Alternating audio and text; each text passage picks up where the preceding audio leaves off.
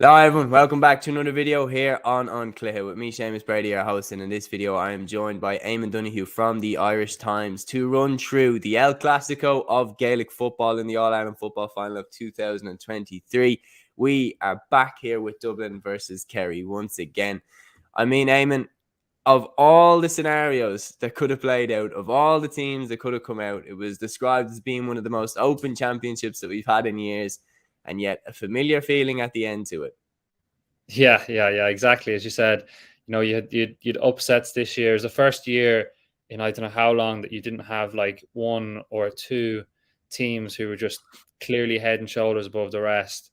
You see from the two semi-finals, both teams, against Derry and Monaghan, especially looking at Monaghan, Dublin against them. You wouldn't have thought that there'd have been such a challenge. You're used to seeing Dublin and even Kerry, like you're used to seeing teams kind of really power their way to a final, and yeah, these two have kind of limped their way to the final in a way, and it has been very open. There's been a lot of competitive games, but I think that's, I suppose, as much to do with the format as well, and just the structure of the championship and teams coming to getting used to the week on every week playing essentially, and finishing provincials and going straight into a new series, and just the mental and physical demands of that can't be underplayed at all, which I think made it be very open, and if anything then it's just testament to these two how strong they are, that they are the last two standing, Yeah, which no, I for suppose sure. somebody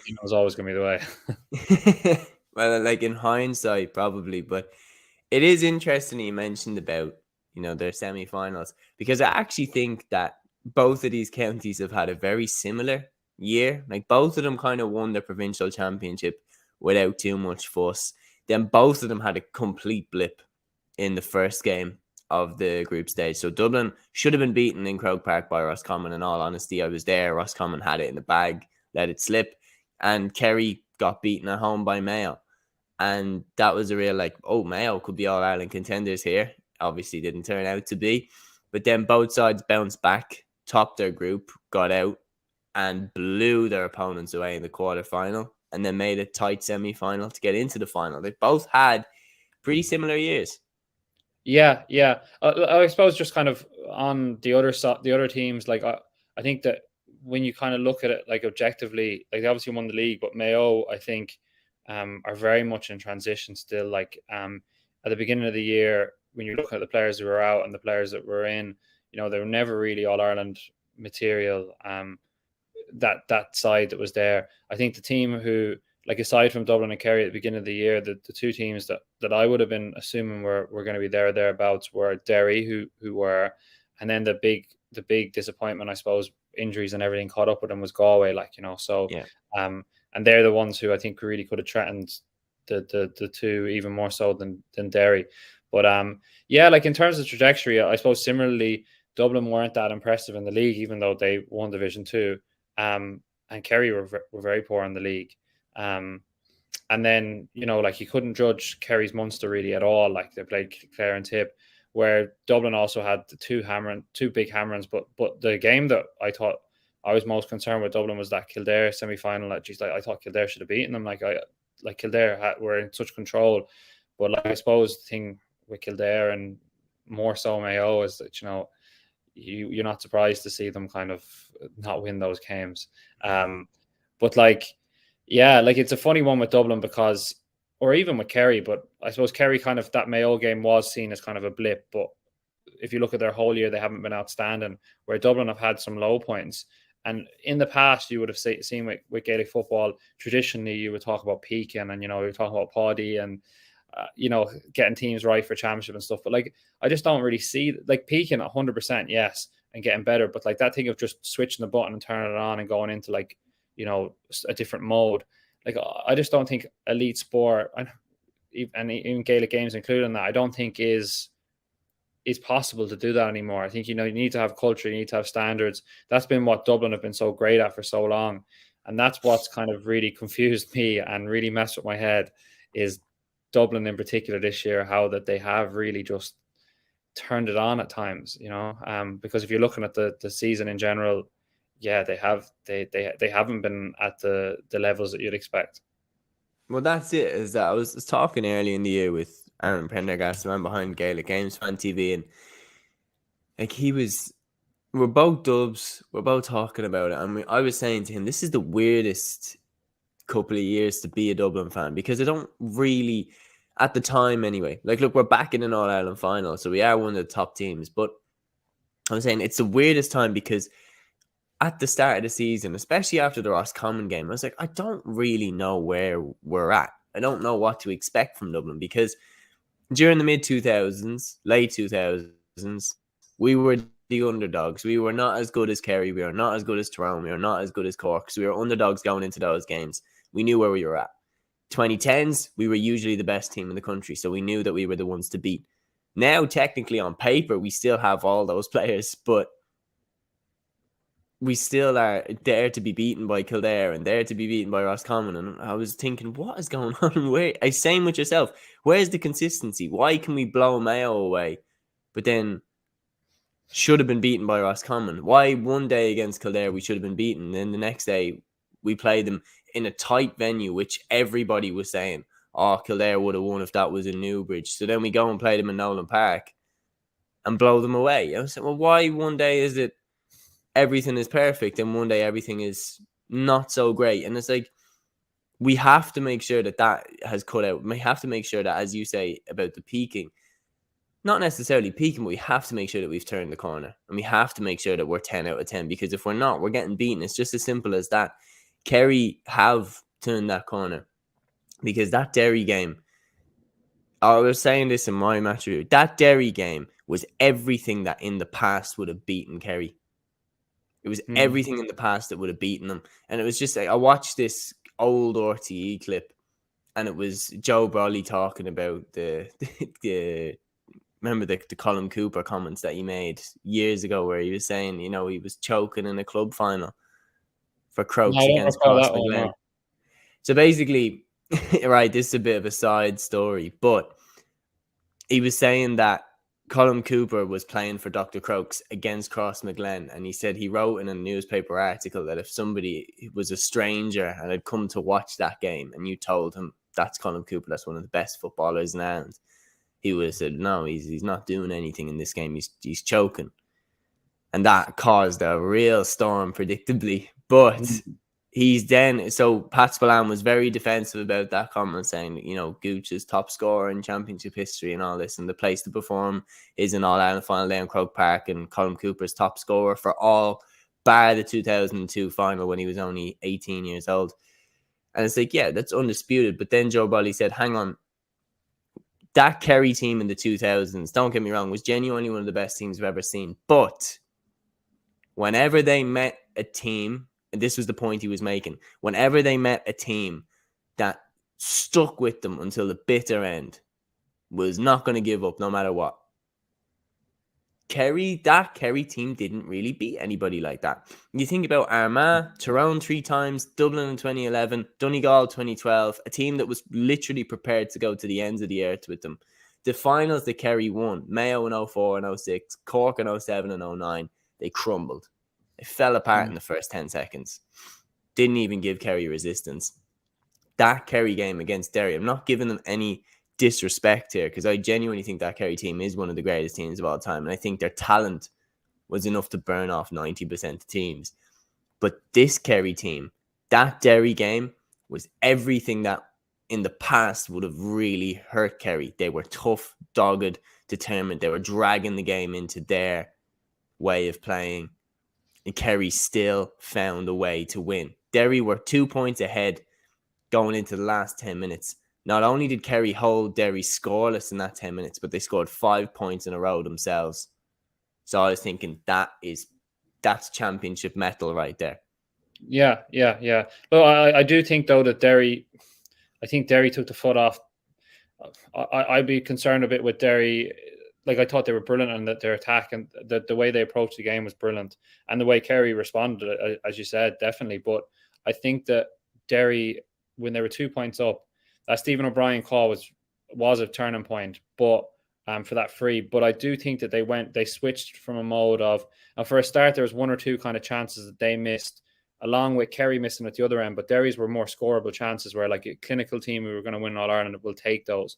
But I think then Derry switched into, we're going to hold what we have rather than trying to win the game. And like, that's fine in Ulster Championship or whatever when you're, but if you want to beat your Dublins and your Kerrys in Croke Park and you're in that stage of the game, you need to go and win the game. Like, you know, there's a time to hold, there's a time to try and win it. And when it hits that stage of the game, you've seen Dublin and Kerry both in the two semi-finals, they went and won it. Like, but I don't know. I think mainly with Dublin, like what you're saying there in terms of the consistencies and stuff, I think there's two things with it. Like, I think first of all, I think football has changed massively, and I think that's mainly from Dublin. I think that like the game in the last 5 years has changed like immeasurably. Like it's the style of play, the possession based play, you know, hard running possession, very few hours. Like, I think it makes it harder to completely dominate a team. Like, if you think of Roscommon in particular, but if you think of even the Monaghan game, like how could Dublin hammer them,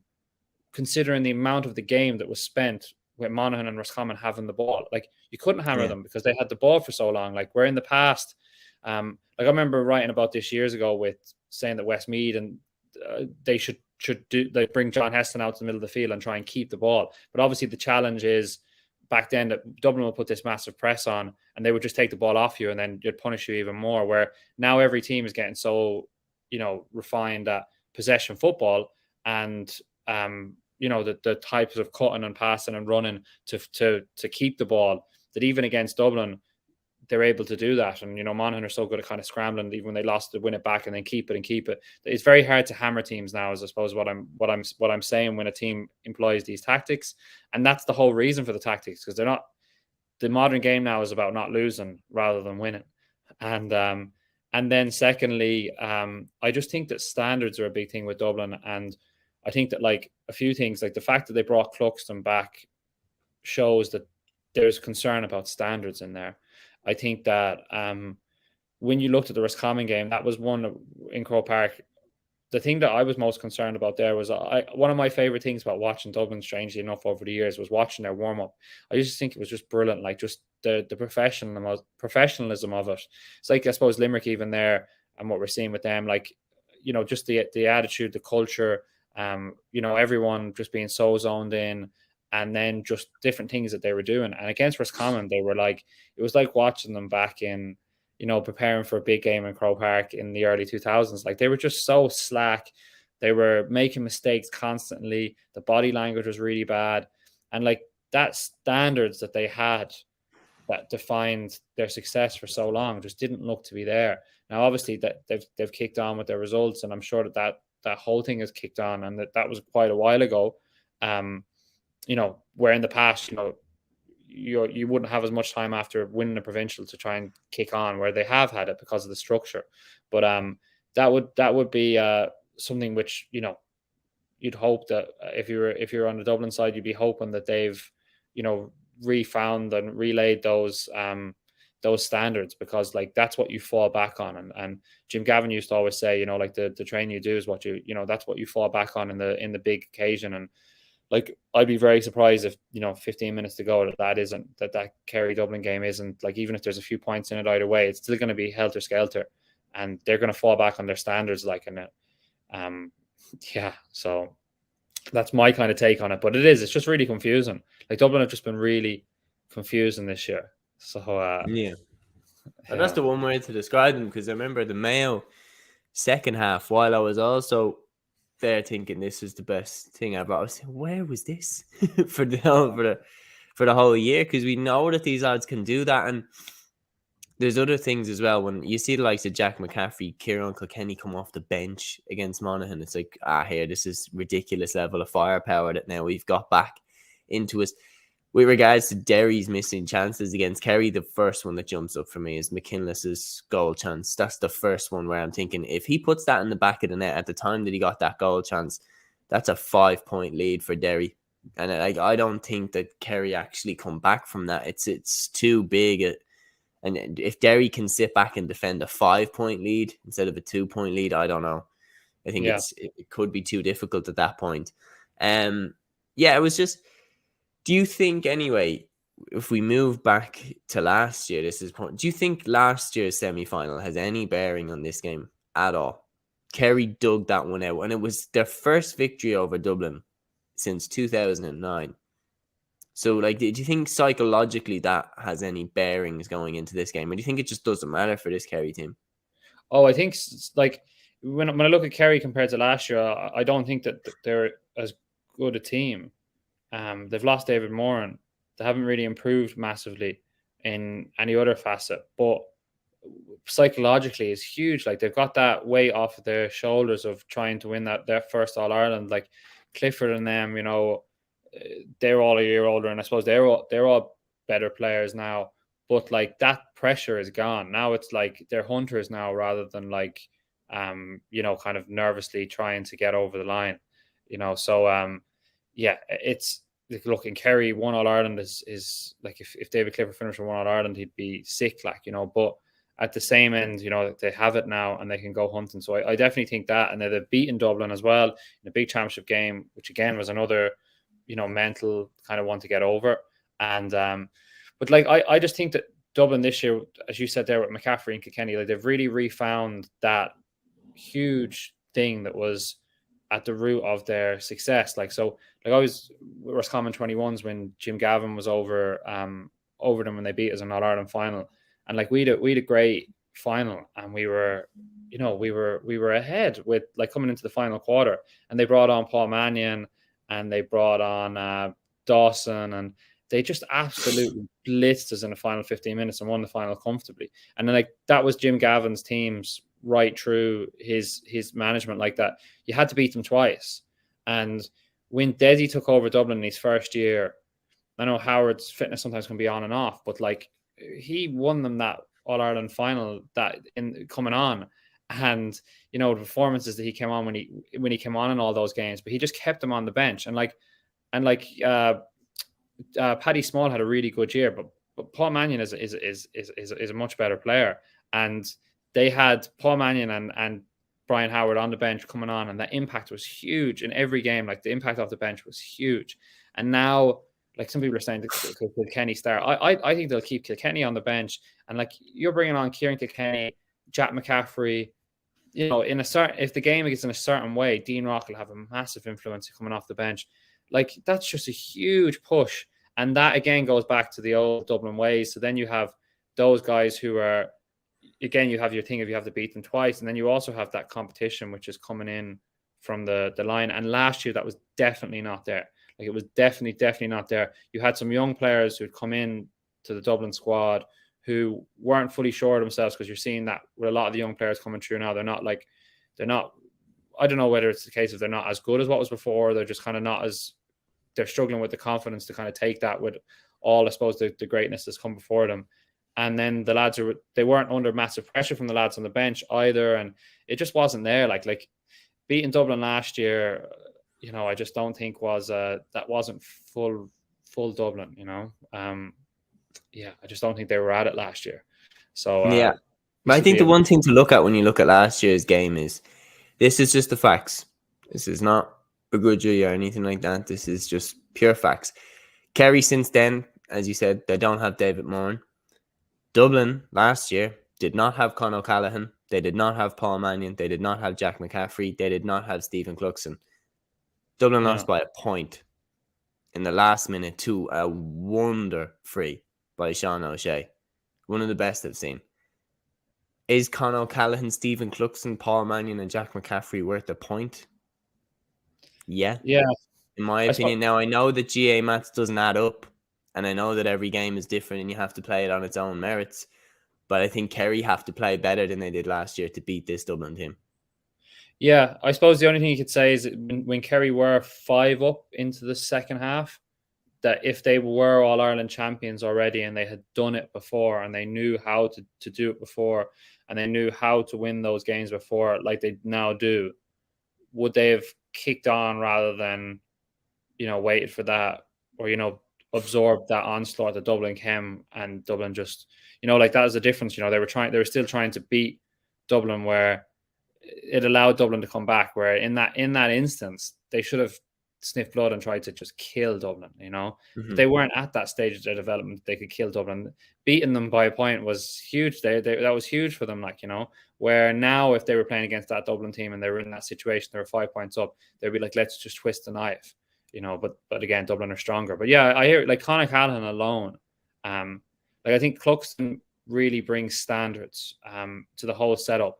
I don't know right now if he's like that head and shoulders above Comerford in terms of what he's offering. Like I don't think that he's doing anything radically better than Comerford. Comerford is very good. Like I don't think he's doing anything radically better. I think that the way teams press and stuff like that now, like your days of 100% restarts unless the team just concede it, is gone now. Some of the pressure that comes on, you even seen him like he is getting.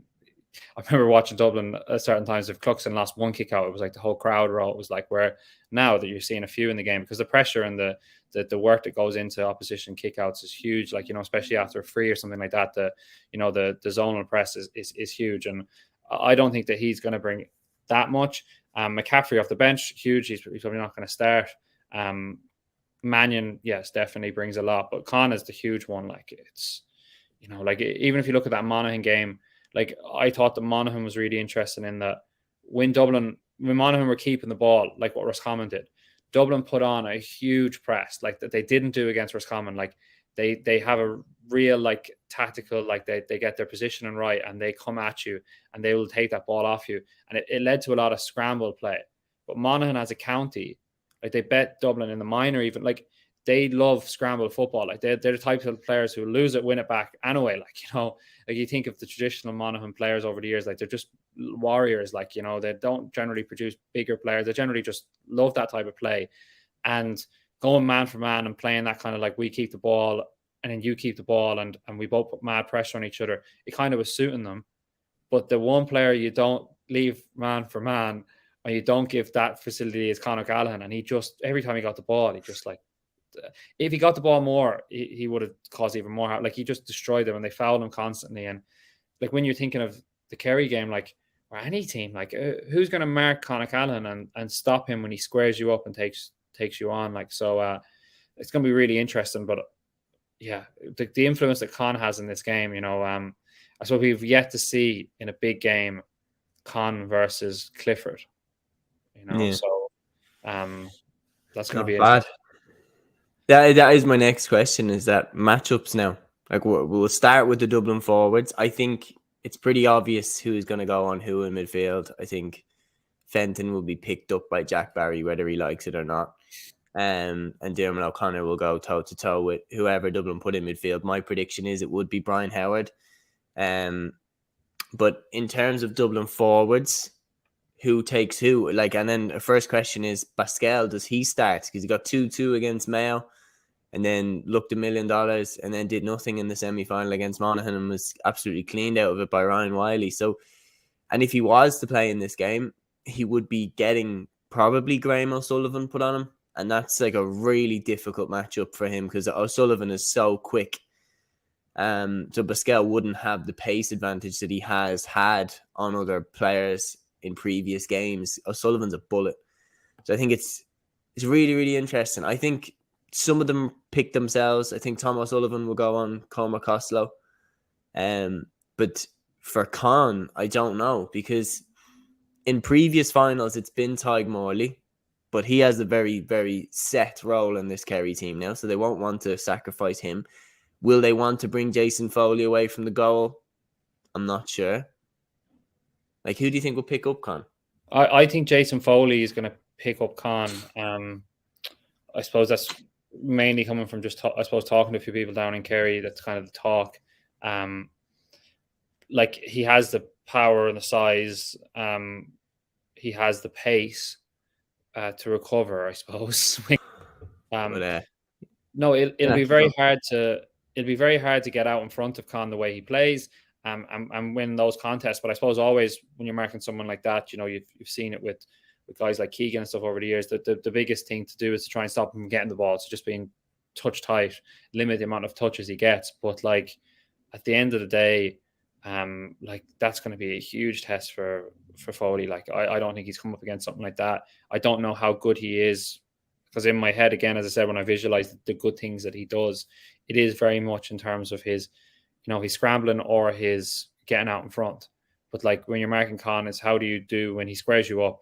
Can you defend the goal? Can you concede the point? Can you mark zonely until you get support? Like they're the things that come into it against Con, because if you're an aggressive defender and you rush out to try and tackle him, he's just going to come by you. Like he's just going to walk by you. There is no, you could take a chance and maybe once you might get a lucky hand in, but like he's not going to panic. He's just going to absorb you and then come by you. Like so. I think in the other matchups, in the forward line, what were we saying? You were on about Colin Basquel.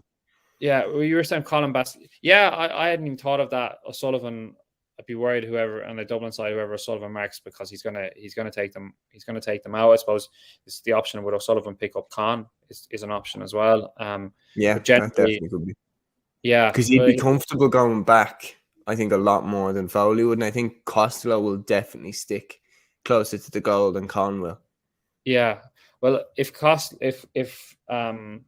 O'Sullivan is on Costello, like he's I suppose one of O'Sullivan's ploys is to join the attack. Like he really puts the forwards on the back foot, like, which really doesn't bother Con. Like, but for most other forwards, like it'll make hell for Costello. Like, I think that Basquel starting is a really interesting one. Like he's the top scorer from playing the championship, even though he didn't score the last day.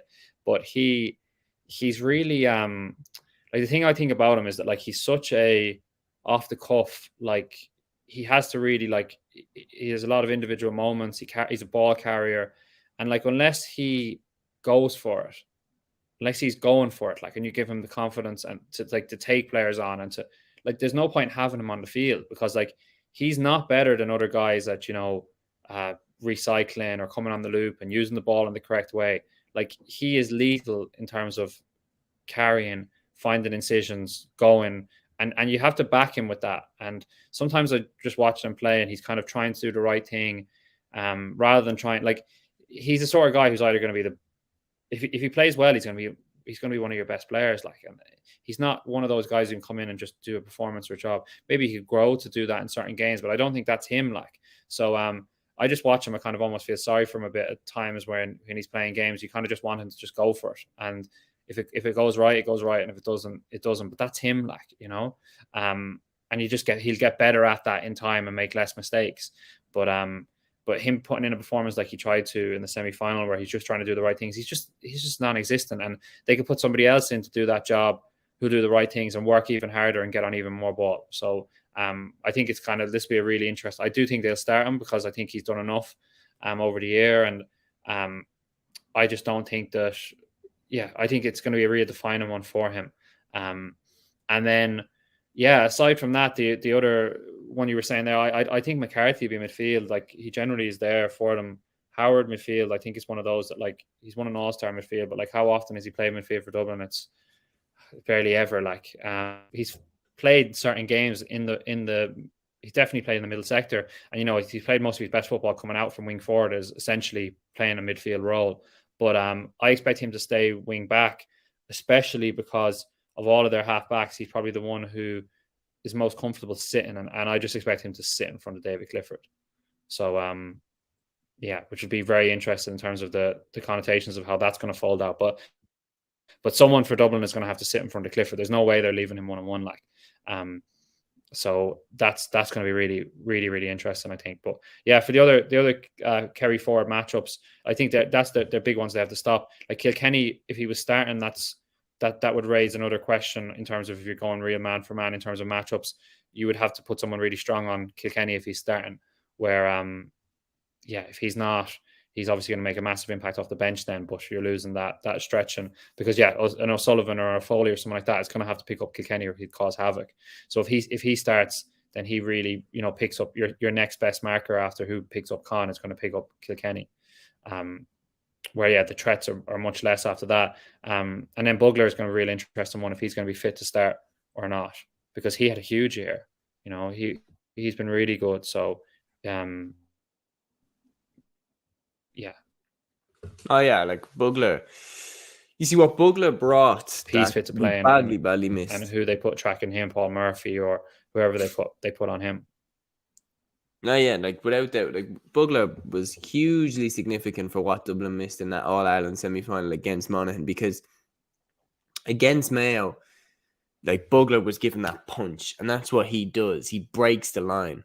He like Kilkenny, a lot of these guys play the ball around. Bugler's the guy that sees the gap and goes for it. And that's what puts defenses on the back foot a lot. And I think it's crucial that he starts. I think he needs to start in this game. I would start him centre forward if he's fit. Because try put him on Morley, try occupy Morley and put Morley on the back foot with Bugler's direct running. And don't let Morley do the sweeper role that he has been so accustomed to doing. If we're looking down the other end, then obviously you briefly touched on David Clifford. His form this year has been unbelievable. Apart from the Tyrone game, which was almost kind of funny because he wasn't playing very well, but was still scoring. And Kerry were still winning by such an easy margin. And it was weird because Clifford wasn't at his best. Then in the semi-final against Derry, the narrative is he's coming in against one of the top man markers in the country, and Chrissy McKaig proceeds to have an absolute field day. Like, what do Dublin do to try and even stop this guy? Yeah, like the Chrissy McKaig one was interesting because like he obviously rinsed Chrissy McKaig. Everyone was looking for that battle, but at the same end, Chrissy McKaig was left one-on-one with him. And like the other main examples I'm thinking of when he was left one-on-one, I'm thinking of the league final against O'Hara in the second half against Mayo last year.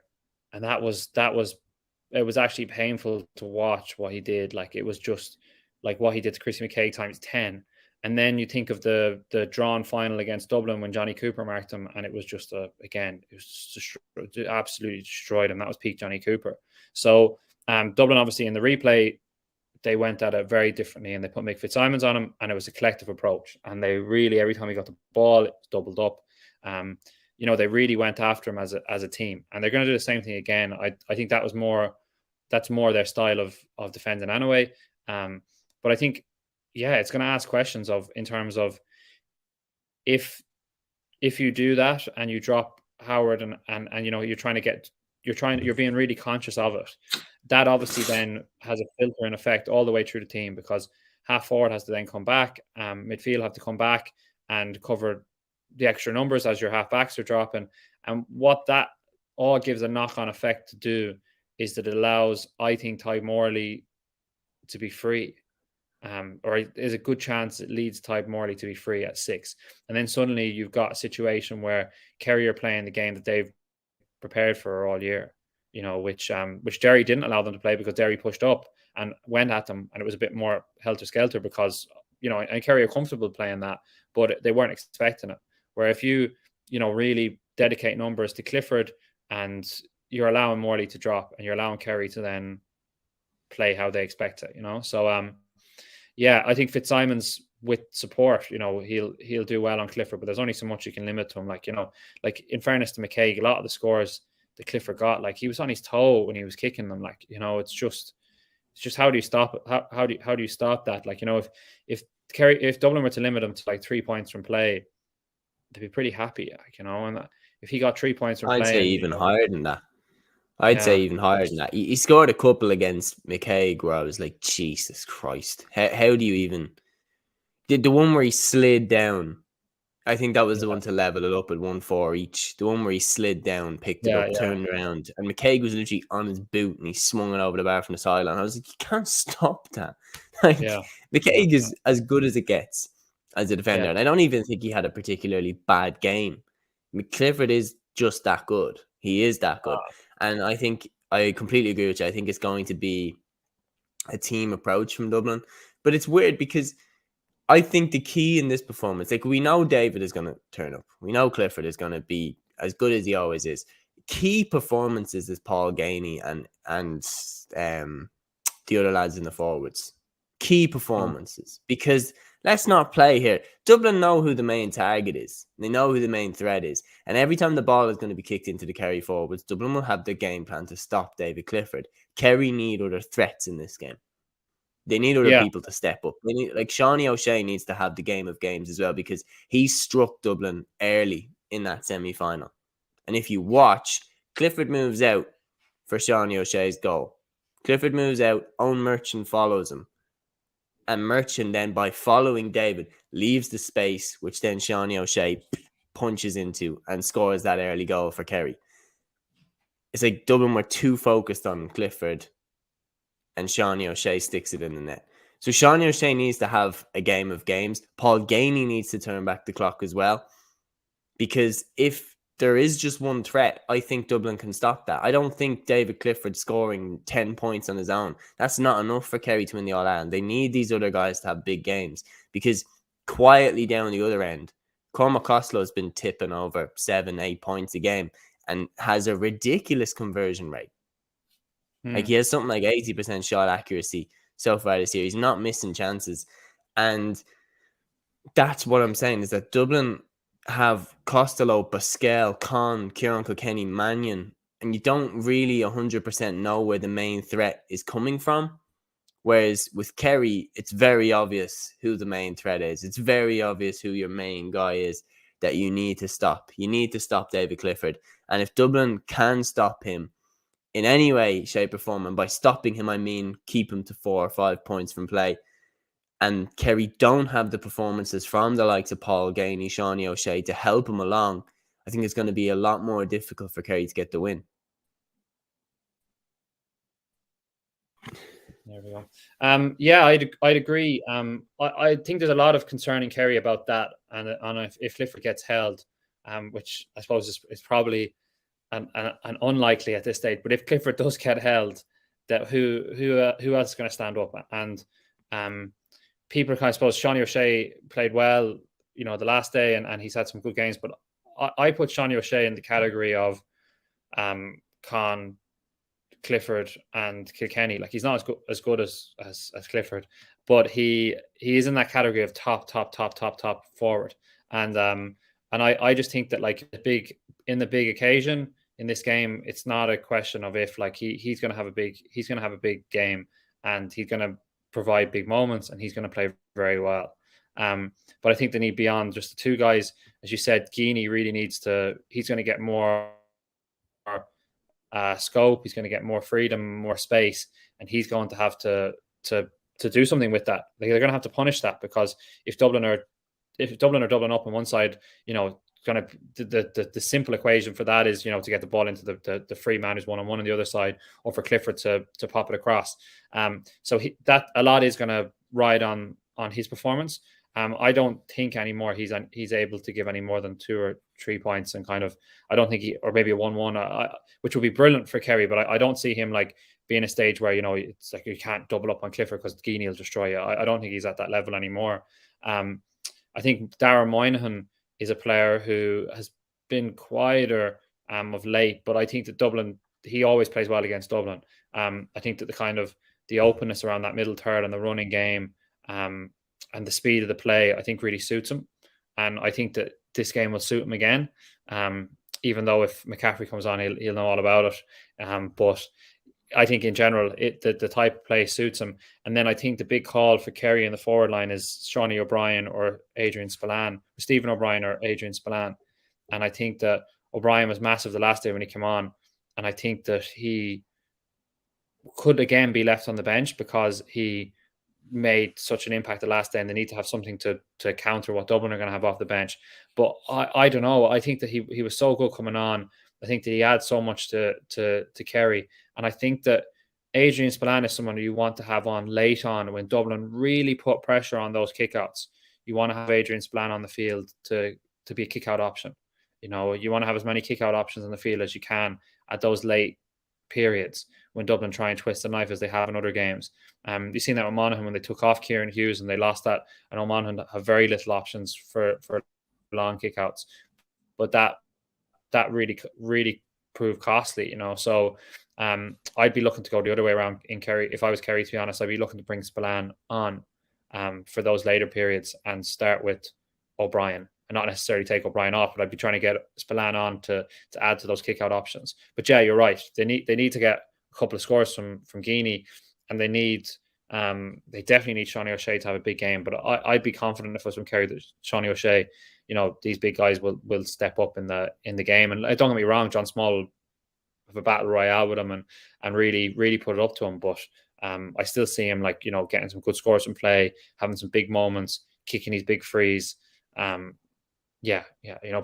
like him, sometimes he gets forgotten about because of Clifford, but like he's a phenomenal player. Like, and like I'd expect a good showing from him, a really good Yeah, showing. I'm expecting big things from him. I'm expecting big things from all of them. It's the final. This is the time for the best players to step up, and it will be David Clifford, Sean O'Shea leading the charge at one end, and it will be Cormac Costello, Conor O'Callaghan leading the charge at the other end. Like, that is what we're set up for.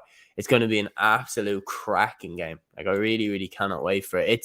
It's the best final I think we could have hoped for this year. I know that's no disrespect to any other team, but if you were going to draw a full crowd and the eyes of the nation on this game, this is the game. So finally, we've been through 40 minutes discussion.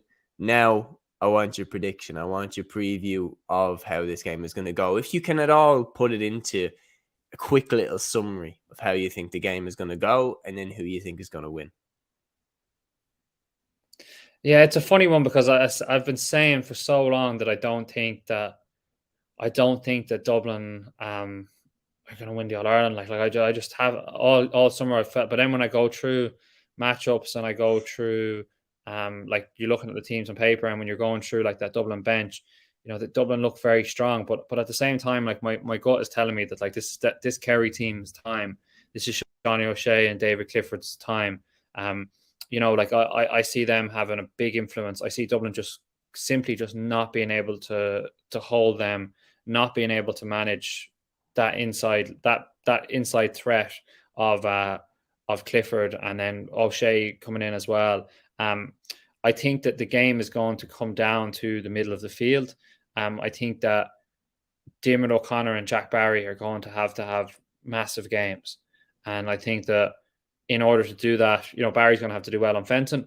I think Fenton's going to bring more to that battle than he previously has because he's had such experience of Jack Barry. Literally, it's not a battle. Like, Jack Barry just follows him and marks him, which is a compliment to how good Fenton is. But like, I think he's going to bring more to it because he's going to know what to expect. But I still think Jack Barry's going to really quieten him. And then on the other side, I think that's where I've been doubting Diarmuid O'Connor. I don't think he has the presence of Moran or these guys. But obviously he had a massive game against Tyrone, and against Derry he kicked a point. He won the 2 throw-ins on Conor Glass, which was huge.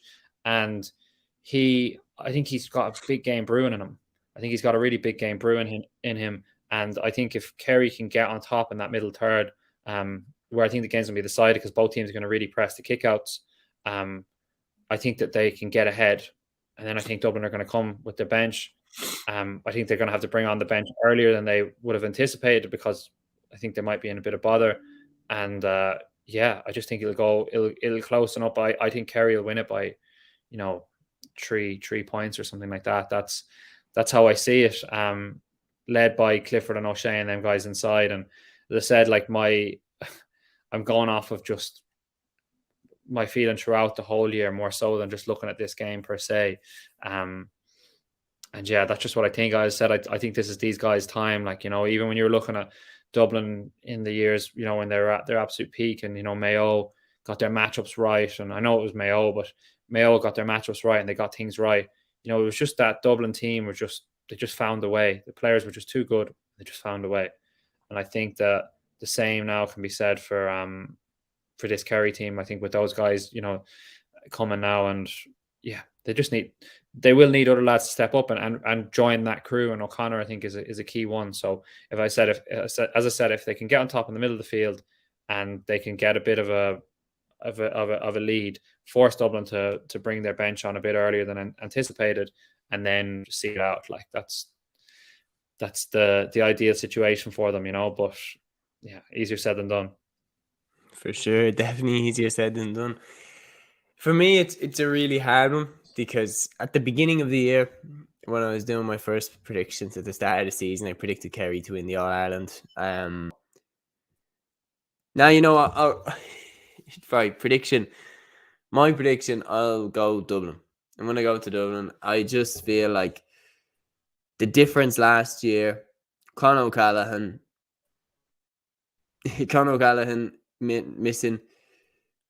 Okay, my official prediction for this game, I'm going to go with Conor O'Callaghan and Jack McCaffrey and Stephen Cluxton to make the difference. Because they weren't there last year. They are there this year. Dublin lost last year by a point. I'm going to say that they're going to make the difference this year. Dublin get over the line by a point. That's what I'm going for. I think it's going to be so close. Wouldn't be surprised if it finishes as a draw. The two teams are so evenly matched. Just look at last year as your example. But yeah, that's what I'm going to go with. Hey, so a win-win for me. I've predicted Dublin to win this game, and I've predicted Kerry to win the All-Ireland at the start of the year. So one way or another, I'll be right and I'll be wrong. So thank you guys so much for joining myself and Eamon for this match preview of the All-Ireland Football Final of 2023, Dublin versus Kerry. The El Clasico of Gaelic Games. It will not disappoint. Tune in on Sunday. Enjoy the game. And until the next one, guys.